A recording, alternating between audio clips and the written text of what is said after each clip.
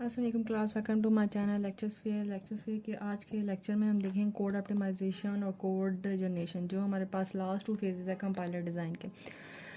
Code optimization क्या करता है हमारे पास, हम स्टार्ट करते हैं। कोड ऑप्टिमाइजेशन क्या करता है हमारे पास, जो आई आर जो जनरेट करता है हमारे पास एज अ आउटपुट में आई आर को, वो क्या करता है कोड ऑप्टिमाइजेशन, उसको क्या करता है ऑप्टिमाइज कोड में कन्वर्ट कर देता है। क्या करता है उसको ऑप्टिमाइज कोड में कन्वर्ट कर देता है। चलिए स्टार्ट करते हैं। Next phase of compiler design is a code optimization, जो मीन्स के आफ्टर इंटरमीडिएट कोड जनरेशन के बाद हमारे पास कोड ऑप्टिमाइजेशन नेक्स्ट फेज है।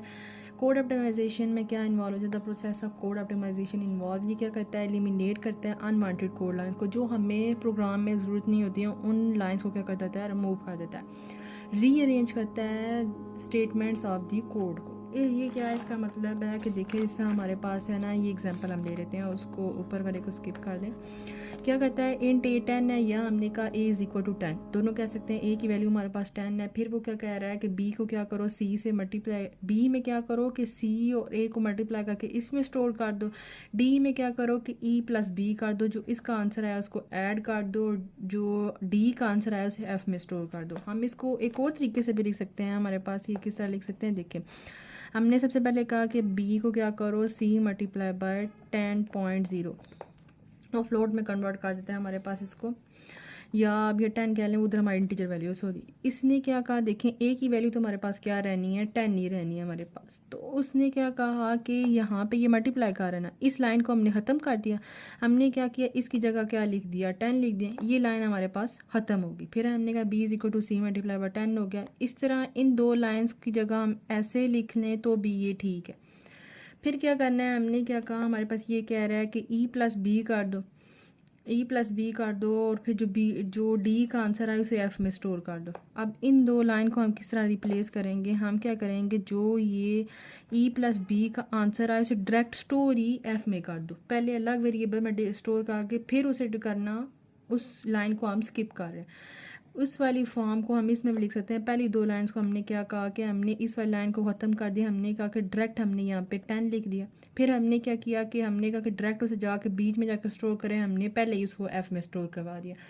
तो ये क्या करता है हमारे पास कोड ऑप्टिमाइजेशन, क्या करता है स्टेटमेंट्स ऑफ द कोड को क्या करता है अरेंज करता है, रीअरेंज करता है, इसे कम कर देता है। Moving code outside the loop में क्या करता है हमारे पास, इसमें इसके एग्जांपल हम देखते हैं क्या करते हैं। देखिए हमारे पास क्या है, डू आइटम 10 है, फिर वैल्यू क्या कर रहा है आइटम। अब इस देखें तो ये क्या कर रहा है हमारे पास, देखें अब आइटम की वैल्यू जब यहाँ पे लूप चलेगी 100 टाइम, आइटम की वैल्यू क्या रहेगी हमारे पास 10 नहीं रहेगी, वो कोई काम या ज़्यादा नहीं होगी इधर। तो हमने क्या किया कि जो ये आइटम की वैल्यू जो हमने यहाँ पे इनिशियलाइज़ करवाई डिक्लेयर करवाई, उसको हमने क्या किया डू से ऊपर ले गए। ये जब हम इसको करेंगे नहीं, ये हमारा टाइम ज़्यादा लेगा, इसका टाइम रनिंग टाइम जो उसका टाइम होगा वो ज़्यादा होगा। इधर इस जब इसको हमने से बाय निकाल दिया, इधर हमारे पास टाइम कम होगा। देखिए दोनों चीज़ें तो सेम है, पर यहाँ पे हमारे पास टाइम कम लगेगा और यहाँ पे हमारे पास टाइम ज़्यादा लगेगा। ये क्या कर देता है, जहाँ पे जो कोड्स होते हैं उनको काम करते हो आउटसाइड दी लूप में क्या कर देता है हमारे पास मूव कर देता है उसको। आइटम को बाहर निकाल दे, जो भी लूप से बाहर निकाल दिया, चाहे अंदर रहे चाहे बाहर रहे, वो काम तो वो एक ही कर रहा है। तो इसलिए हमने उसको बाहर निकाल दिया कि वो कोड ऑप्टिमाइज हो जाए, उसका टाइम कम लगे। ओके फिर उसके हमारे पास क्या आ जाता है एडवांटेज। एडवांटेज क्या है हमारे पास, code optimisation has the following advantage. सबसे पहले क्या है हमारे पास, इसकी एग्जीक्यूशन स्पीड क्या होती है हमारे पास फास्ट होती है। ये क्या करता है मेमोरी को एफिशिएंटली यूटिलाइज़ करता है, और क्या होता है हमारे पास की बेटर परफॉर्मेंस होती है। अगर उसकी एग्जीक्यूशन स्पीड तेज़ होगी या मेमोरी को वो एफिशिएंटली जो क्या करेगा हमारे पास यूटिलाइज़ करेगा, ऑब्वियसली बात है उसकी परफॉर्मेंस क्या होगी हमारे पास बेटर होगी।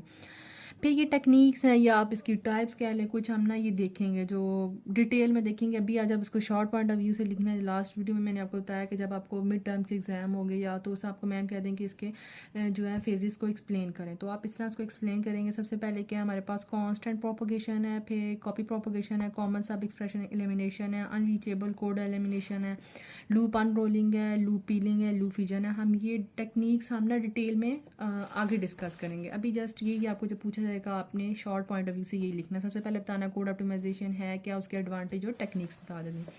अगला फेज़ हमारे पास लास्ट फेज़ है कोड जनरेशन का। कोड जनरेशन हमारे पास it is the last phase of compilation process या कंपाइलर डिज़ाइन या कंपाइलर कंस्ट्रक्शन। ये क्या करता है हमारे पास इंटरमीडिएट कोड जनरेशन को फेज़ को क्या करता है हमारे पास लेता है एज आ इनपुट में, फिर क्या कन्वर्ट कर देता है उसको इक्विवेलेंट मशीन कोड में that can be readily executed by a machine, जो मशीन उसको रीडली एग्जीक्यूट कर सके। इसको ना अब हम एग्जांपल से देखते हैं, जो आपको ज़्यादा अच्छी समझ आएगा। हमारे पास क्या है, हमारे पास एक ऑप्टिमाइज्ड कोड है हमारे पास, जो हमने वो लास्ट पे जो उसको सॉल्व करके लिखा था, उसी एग्जांपल को हम ले लेते हैं। सबसे पहले ये क्या करता है, देखें हमने ना इसको ना टारगेट कोड में कन्वर्ट करना है या असेंबली कोड में आप कह सकते हैं। सबसे पहले हमने क्या किया, अब यहाँ पे लोड कर लिया हमने किसको, जो सी वाला है, सी को हमने किस में लोड कर दिया, R1 में। हमने कहा इसमें लोड कर दो, ठीक है। फिर हमने क्या कहा कि दूसरा प्रोसेस क्या परफॉर्म हो रहा है, मल्टीप्लिकेशन का। हमने क्या कहा कि अब इसको नहीं लिखेंगे, जो इसमें लोड किया वो लिखेंगे, हम रजिस्टर लिखेंगे।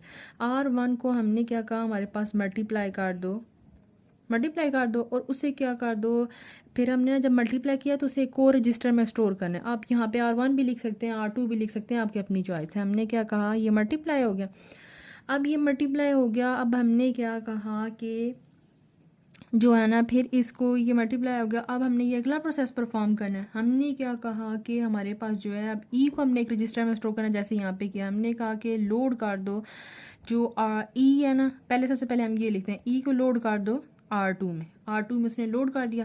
फिर हमने क्या कहा, अब हम इनको ऐड करना है। हमने क्या कहा कि जो देखें, जब ये मल्टीप्लाई किया ऑब्वियसली बात है ये लोड होकर जो बी हमारा इसमें आ गया था ना, हमने इसमें लोड किया था तो ये लोड हो गया था, डायरेक्टली लोड हो जाता है।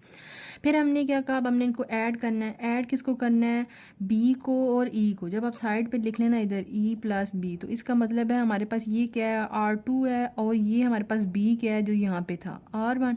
अब ये पहले दोनों लिख लिया हमने, कहा सबसे पहले आपने ये लिख लिया। फिर हमने क्या कहा कि इसको अब जब ये आपस में ऐड हो गए तो किसी में लोड भी करना है एक में, तो हमने कहा R2 में कर दो या R3, आपकी अपनी चॉइस है, आप जो लिखें। ऐड कर दिया, पीछे हमने ऐड का ऑपरेशन लिख दिया। फिर अब हमने इसको स्टोर करना है, फाइनल स्टेट को हमने स्टोर भी तो करना होता है ना। हमने क्या कहा, स्टोर करो इसको R2 में, R3, R4, जो आपकी चॉइस है, जो आप रजिस्टर को ले लें। F में हमने क्या कहा, स्टोर कर दो R2 में, उसने स्टोर कर दिया। सबसे पहले हमने क्या करना होता है, हमारे पास ऑप्टिमाइज कोड होता है, उसको टारगेट कोड में कन्वर्ट करना होता है। अब हम एक और एग्जांपल से देखेंगे, आपको ज़्यादा अच्छी तरह समझ आएगा। सबसे पहले क्या है, हमने क्या कहा, हमने इस एग्जांपल को सॉल्व करना है। हमने क्या कहा, आप ना इसको ना ऐसे कर लें, यहाँ पे नीट आपको ज़्यादा शो। अब देखिए हमारे पास क्या है, x is equal to Y minus 2। सबसे पहले हमने क्या करना है, इस साइड को सॉल्व करना है। हमने क्या कहा, लोड कर दो जो हमारे पास पहला y को हमारे पास क्या करो, लोड कर दो। हमने ये कहा, ठीक है। हमने कहा कि लोड कर दो हमारे पास y को। फिर हमने लोड करवाया, दो तरीके होते हैं, पहला तरीका हम देख रहे हैं। R2 को हमने क्या कहा कि इसमें 2 भी लोड करवा दिया। अब हमने देखो दोनों को लोड करवा दिया, हमने क्या करवाना है, हमने सब्ट्रैक्ट करवाना है। हमने कहा कि सब्ट्रैक्ट कर दो हमारे पास जो हमारे पास ये पहला क्या है, हमारे पास ये पीछे वाली ये स्पेस हम छोड़ देंगे। यहाँ पे हमने जो स्टोर करवाना है डायरेक्टली, जिस तरह एक्स में स्टोर करवाना है, उस रजिस्टर का नाम देंगे। हमने कहा कि हमारे पास क्या करो, R1 में से माइनस करना है ना, मीन्स कि R1 माइनस क्या करना है, R2। तो यहाँ पे अपनी ना उसके लिए लिख लीजिएगा, आपको ज़्यादा आसानी होगी। और ये किस में स्टोर होगा, एक्स में। तो उधर हम यहाँ पे क्या करेंगे, एक और वेरिएबल का हम नाम डिक्लेयर कर देंगे, R1 कर लें, जो भी आप कर लें।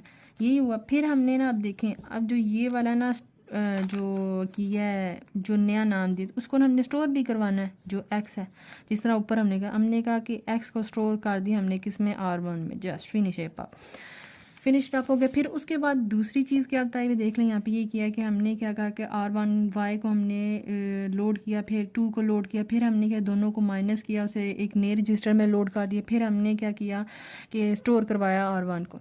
फिर इसी तरह हमने ये बताया कि हमारे पास ज़रूरी नहीं है कि हम मल्टीपल ऑपरेशन यूज़ करें, हम क्या करेंगे उसको शॉर्ट फॉर्म में कर लेंगे। हमने क्या किया कि हमने कहा कि y को क्या किया, लोड कर लिया। अब डायरेक्टली हमने क्या किया कि माइनस कर दिया।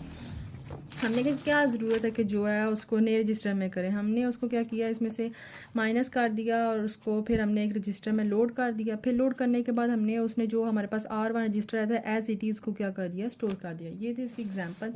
फिर हम देखेंगे एडवांटेज में ये क्या है, हमारे पास रिड्यूस करता है मेमोरी ट्रैफिक को। फिर क्या करता है, कंप्यूटेशन टाइम को रिड्यूस करता है। ये क्या करता है, एफिशिएंसी या प्रोग्राम एग्जीक्यूशन को इम्प्रूव करता है।